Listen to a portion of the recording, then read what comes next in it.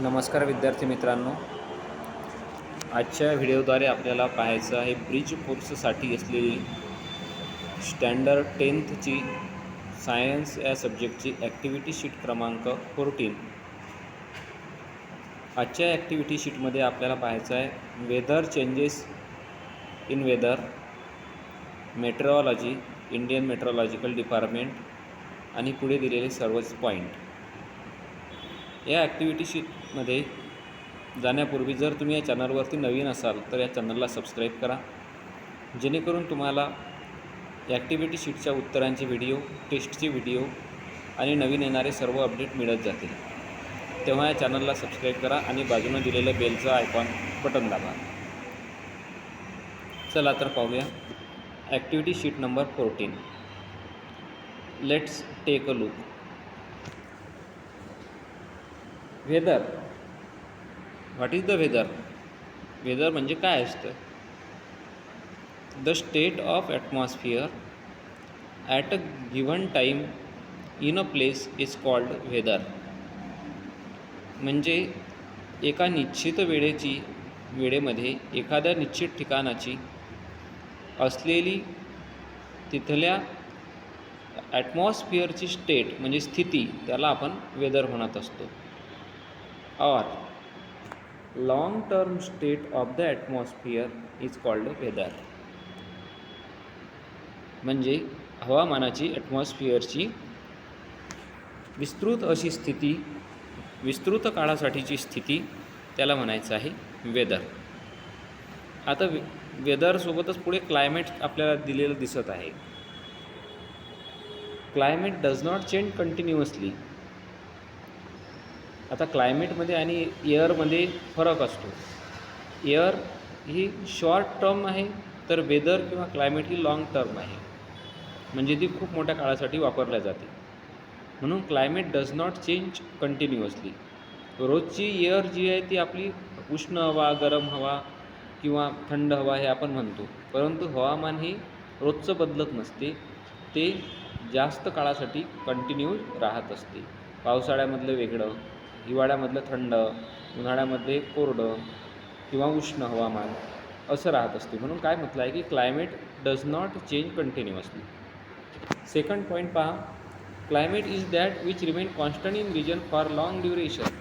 म्हणजे एखाद्या पर्टिक्युलर रिजनसाठी, एखाद्या भागासाठी ते जास्त कालावधीसाठी कसं राहते, तर रिमेन कॉन्स्टंट. जसं भारताचं तापमान असेल, एक रिजन आहे भारत, त्याचं हवामान कसं असेल, त्यात तिथलं क्लायमेट कसं आहे, तर ते काय पर्टिक्युलर टाईमसाठी कॉन्स्टंट असते.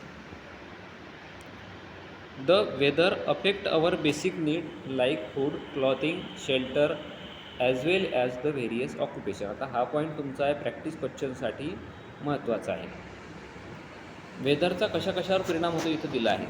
फूडवर परिणाम होतो, क्लॉथिंगवर परिणाम होतो, आपल्या शेल्टरवर परिणाम होतो आणि त्यासोबतच आपल्या ऑक्युपेशनवर सुद्धा परिणाम होतो. म्हणून भारताचं हवामान हे शेती करण्यासाठी पूरक आहे, म्हणून आपल्या देशामध्ये कृषी हा मुख्य व्यवसाय आहे. त्यानंतर बाजूच्या डायग्राममध्ये पहा, weather related or climatic factor.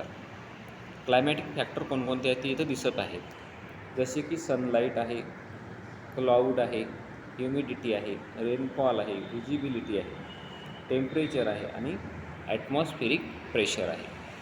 हे सर्वचे सर्व काय आहेत, तर वेदर रिलेटेड म्हणजेच क्लायमॅटिक फॅक्टर आहेत. त्यानंतर आता पुढे पाहायचं आहे आपल्याला,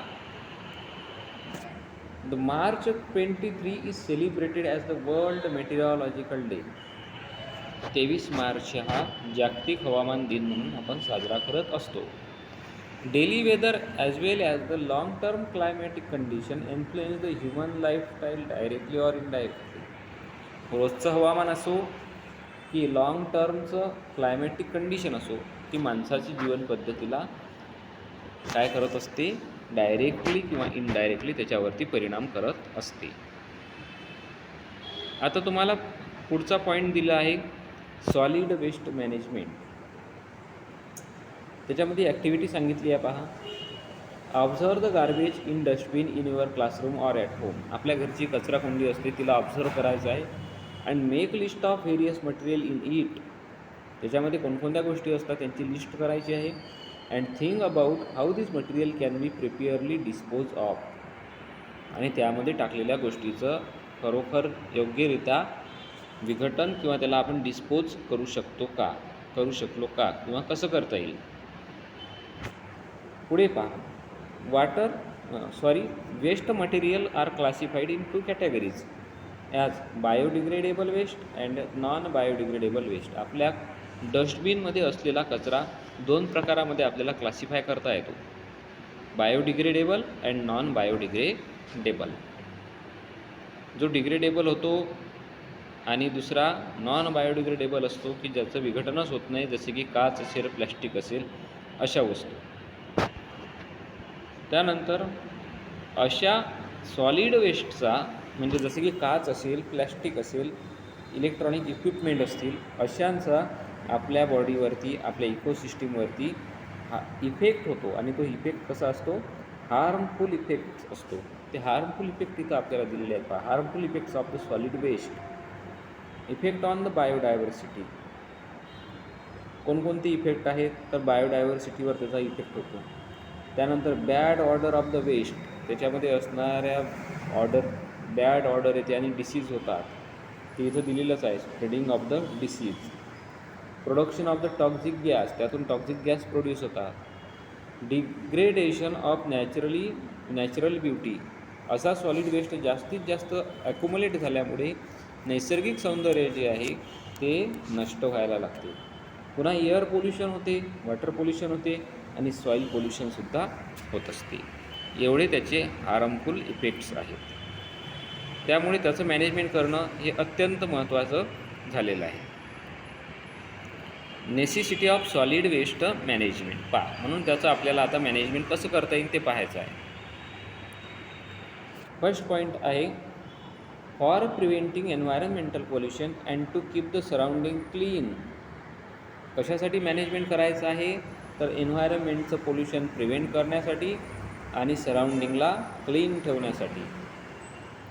second one, for energy as well as fertiliser production.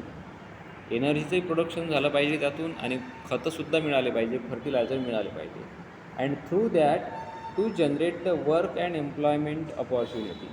आणि अशा सॉलिड वेस्टच्या मॅनेजमेंट करत असतानाच त्यातून आपल्याला रोजगारसुद्धा उपलब्ध करता येतो. आणखी काय नेसेसिटी आहे, to reduce the strain on natural resources through treatment of the solid waste. त्या सॉलिड वेस्टला आपण जर चांगली ट्रीटमेंट केली तर त्याच्यातून आपल्याला इंधन मिळवता येईल, फ्युएल मिळवता येईल, एखाद्या कचऱ्यातून चांगल्या वस्तू बनवता येतील, जेणेकरून जे नॅचरल रिसोर्स आहेत, जसे की जंगलातले लाकडं आहे, जंगल आहे, त्यावरचा स्ट्रेन कमी करता येईल. आणि फोर्थ नेसेसिटी कशासाठी आहे, to improve the health and quality of life. आपल्या जीवनाची आरोग्य आणि त्याची क्वालिटी इम्प्रूव्ह करण्यासाठी आणि to maintain the environmental balance. एन्व्हायरमेंटमध्ये जो पोल्युशन झालं आहे ते पोल्युशनला मेंटेन करून आपल्याला पर्यावरणाचं बॅलन्स करता आलं पाहिजे. म्हणून to maintain the environmental balance ही आहे necessity of solid waste management. त्यानंतर पुढे आहे 7 principle of solid waste management. या सॉलिड वेस्ट मॅनेजमेंटचे 7 प्रिन्सिपल इथं सांगितलेले आहेत का.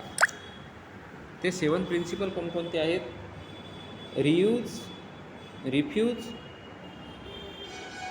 Recycle, rethink, reduce, research, regulation and public awareness. या एवढ्या प्रिन्सिपलमधून आपण सॉलिड वेस्टचं मॅनेजमेंट इझिली करू शकतो. त्यानंतर आज ॲक्टिव्हिटीमध्ये आपल्याला पाहायचं आहे डिझास्टर मॅनेजमेंट.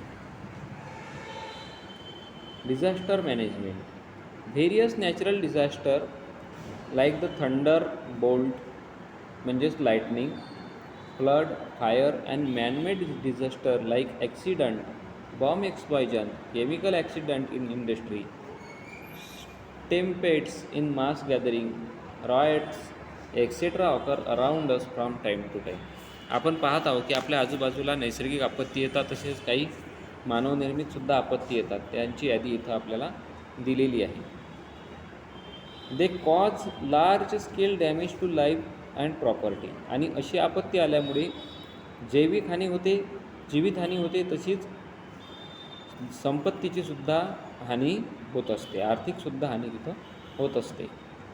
म्हणून हे disaster management is unitary process of implementation through the planning. म्हणून हे डिझास्टर मॅनेजमेंट म्हणजे आपत्तीचं व्यवस्थापन करणं हे एक सर्वांनी मिळून करण्याचं काम आहे, युनायटरी प्रोसेस ऑफ इम्प्लिमेंटेशन. आणि कसं करायचं आहे तर through planning, through organisational action and coordination. सगळ्यांच्या सहयोगातून, ऑर्गनायझेशनच्या ॲक्शनमधून आणि नियोजन करून ते मॅनेजमेंट आपल्याला करायचं आहे. म्हणजे आपल्यावर आलेलं जे डिझास्टर असेल ते आपल्याला कमीत कमी हानी पोचवेल. Disaster victim need first aid. आणि मग ज्यांच्यावरती अशी आपत्ती झाली, डिझास्टर आलं, त्यांच्यात जे बळी पडलेले लोक आहेत, जखमी झालेले लोक आहेत, त्यांना फर्स्ट एडची गरज असते. For injury like sprains, twisting and contusion the RIC remedy should be applied. अशा लोकांसाठी खाली RICE म्हणून एक रेमेडी दिली आहे की जे अशा आपत्तीमध्ये अटकलेले आहेत त्यांच्यावर उपचार करण्यासाठी ती अप्लाय करायला पाहिजे. कोणती आहे? R for rest. Rest means allow the victim to sit in relax position. जो कोणी आपत्तीमध्ये अटकला असेल त्याला पहिल्यांदा सोडवून रिलॅक्स पोझिशनमध्ये आणायचं.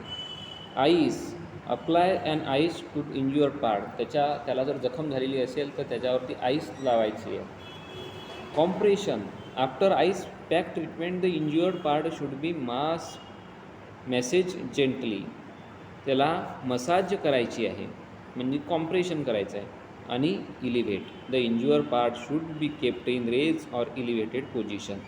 ज्या भागाला दुखापत झाली असेल तो भाग उंच करून ठेवायचा आहे. या पद्धतीला म्हणत असतात RICE रेमेडी. अशा पद्धतीनं आज आपण इथं ही ॲक्टिव्हिटी पाहिलेली आहे. तुम्हाला हा व्हिडिओ तुमच्या मित्रांना, शिक्षक बंधू भगिनींना जरूर शेअर करा आणि पुढील व्हिडिओ पाहण्यासाठी या चॅनलला लाईक करा आणि सबस्क्राईब करा. थँक्यू.